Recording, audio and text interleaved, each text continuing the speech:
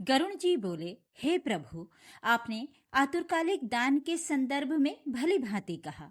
अब मरणासन्न व्यक्ति के लिए जो कुछ करना चाहिए उसे बताइए। श्री भगवान ने कहा, हे तार्क्ष, जिस विधान से मनुष्य मरने पर सद्गति प्राप्त करते हैं, शरीर त्याग करने की उस विधि को मैं कहता हूँ। सुनो। कर्म के संबंध से जब प्राणी अपना शरीर छोड़ने लगता है तो उस समय तुलसी के समीप गोबर से एक मंडल की रचना करनी चाहिए। वहां उस मंडल के ऊपर तिल बिखेर कर कुशों को बिछाएं। इसके बाद उनके ऊपर सफेद वस्त्र के आसन पर शालिग्राम शिला को स्थापित करें। जहां पाप, दोष और भय को हरण करने वाली शालिग्राम शिला विद्यमान है, उसके संग निधान में मरने से प्राणी की मुक्ति सुनिश्चित है। जहां जगत के ताप का हरण करने वाली तुलसी वृक्ष की छाया है, वहां मरने से सदैव मुक्ति ही होती है। ऐसी मुक्ति दान आदि कर्मों से दुर्लभ है। जिसके घर में तुलसी वृक्ष के लिए स्थान बना हुआ है, वो घर तीर्थ स्वरूप ही है। वहां यम के दूत प्रवेश नहीं करते। तुलसी की मंजरी से युक्त होकर जो प्राणी अपने प्राण त्यागता है, वो सैकड़ों पापों से युक्त हो तो भी यमराज उसे देख नहीं सकते। तुलसी के पत्ते को मुख में रखकर तिल और कुश के आसन पर मरने वाला व्यक्ति पुत्रहीन हो तो भी निस्संदेह स्वर्गलोक जाता है। काले, सफेद और भूरे तीनों प्रकार के तिल, कुश और तुलसी, ये सब मरणासन्न प्राणी को दुर्गति से बचा लेते हैं। क्योंकि मेरे पसीने से तिल पैदा हुए हैं, इसलिए वे पवित्र होते हैं।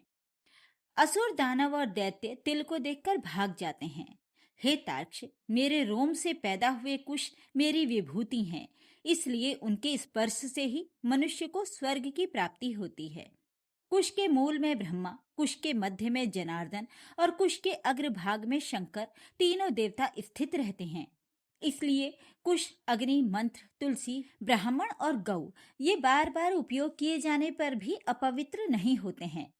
पिंडदान में उपयोग किए कुश, प्रेत के निमित्त भोजन करने वाले ब्राह्मण, नीच के मुख से उच्चरित मंत्र, नीच संबंधी गाय और तुलसी तथा चिता की आग, ये सब अपवित्र होते हैं। गोबर से लीपी हुई और कुश बिछाकर पवित्र की हुई पृथ्वी पर मरणासन्न व्यक्ति को लेटाना चाहिए। उसे चौकी आदि पर नहीं रखना चाहिए। ब्रह्मा, विष्णु, रुद्र तथा अन्य सभी देवता और अग्नि, ये सभी मंडल पर विराजमान रहते हैं, इसलिए मंडल की रचना करनी चाहिए।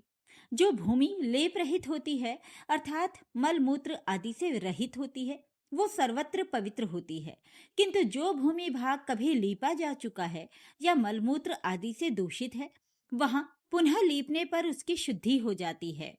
बिना लीपी भूमि पर और चारपाई आदि पर या आकाश में, भूमि की सतह से ऊपर राक्षस, पिशाच, भूत, प्रेत और यमदूत प्रविष्ट हो जाते हैं।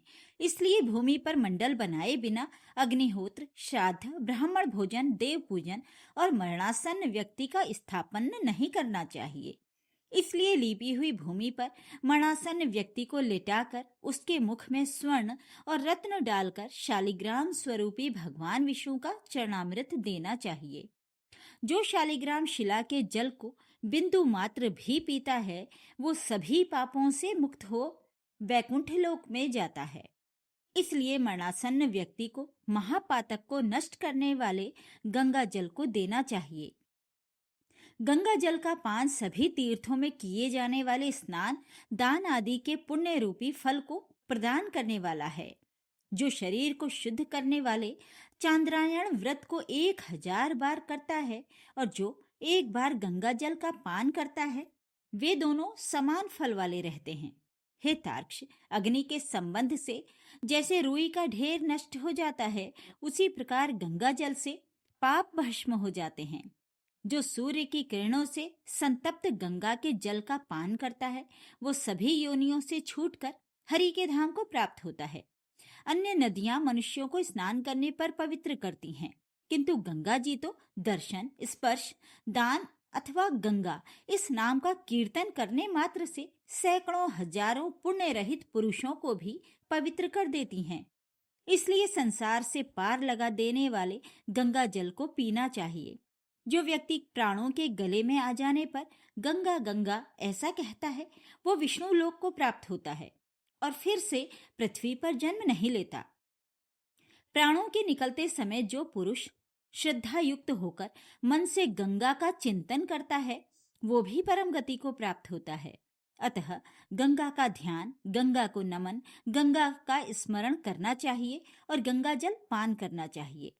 इसके बाद मोक्ष प्रदान करने वाली श्रीमद् भागवत की कथा को जितना संभव हो सके उतना सुनना चाहिए।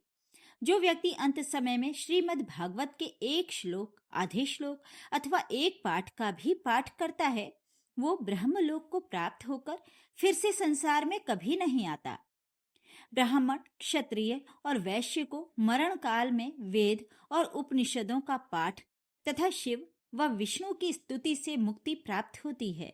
हे खग, प्राण त्याग के समय मनुष्य को अन्न तथा जल का त्याग करना चाहिए और यदि वो विरक्त द्विजन्मा हो तो उसे आतुर संन्यास लेना चाहिए। प्राणों के कंठ में आने पर जो प्राणी मैंने संन्यास ले लिया है ऐसा कहता है, वो मरने पर विष्णु लोक को प्राप्त होता है, पुनः पृथ्वी पर उसका जन्म नहीं होता। इस प्रकार हे खग, जिस धार्मिक पुरुष के आतुर काल में पूर्व में कहे गए कार्य संपादित किए जाते हैं, उसके प्राण ऊपर के छिद्रों से सुखपूर्वक निकलते हैं। मुख, दोनों नेत्र, दोनों नासिका रंध्र तथा दोनों कान, ये 7 द्वार हैं। इनमें से किसी द्वार से पुण्य आत्मा के प्राण निकलते हैं और योगियों के प्राण तालु रंध्र से निकलते हैं। अपान से मिले हुए प्राण जब पृथक हो जाते हैं तब प्राणवायु सूक्ष्म होकर शरीर से निकलता है। प्राणवायु रूपी ईश्वर के निकल जाने पर काल से आहत शरीर निराधार वृक्ष की भांति गिर पड़ता है। प्राण से मुक्त होने के बाद शरीर तुरंत चेष्टा शून्य, घृणित, दुर्गंधयुक्त, अस्पृश्य और सभी के लिए निंदित हो जाता है। इस शरीर की कीड़ा, विष्ठा तथा भस्म रूप ये 3 अवस्थाएं होती हैं। इसमें कीड़े पड़ते हैं, ये विष्ठा के समान दुर्गंधयुक्त हो जाता है अथवा अंततः चिता में भस्म हो जाता है। इसलिए क्षण मात्र में नष्ट हो जाने वाले इस देह के लिए मनुष्यों के द्वारा गर्व क्यों किया जाए। पंचभूतों से निर्मित इस शरीर का पृथ्वी तत्व पृथ्वी में लीन हो जाता है, जल तत्व जल में, तेजस्व तत्व तेज में और वायु तत्व वायु में लीन हो जाता है। इसी प्रकार आकाश तत्व भी आकाश में लीन हो जाता है। सभी प्राणियों की देह में स्थित रहने वाला सर्वव्यापी शिव रूप नित्य मुक्त और जगत साक्षी आत्मा अजर अमर है। सभी इंद्रियों से युक्त और शब्द आदि विषयों से युक्त जीव कर्म कोश से समन्वित तथा काम और रोग आदि सहित पुण्य की वासना से युक्त होकर अपने कर्मों के द्वारा निर्मित नवीन शरीर में उसी प्रकार प्रवेश करता है जैसे घर के जल जाने पर गृहस्थ दूसरे नवीन घर में प्रवेश करता है। तब किंकिणी जाल की मालाओं से युक्त विमान लेकर सुंदर चामरों से सुशोभित देवदूत आते हैं। धर्म के तत्व को जानने वाले बुद्धिमान धार्मिक जनों के प्रिय वे देवदूत कृतकृत्य इस जीव को विमान से स्वर्ग ले जाते हैं। सुंदर दिव्य देह धारण करके, निर्मल वस्त्र और माल्य धारण करके, सुवर्ण और रत्नादि के आभूषणों से युक्त होकर वो महानुभाव जीव दान के प्रभाव से देवताओं से पूजित होकर स्वर्ग को प्राप्त करता है। इस प्रकार गरुण पुराण के अंतर्गत सारोद्धार में म्रियमाण कृत्य निरूपण नामक 9वां अध्याय पूर्ण हुआ।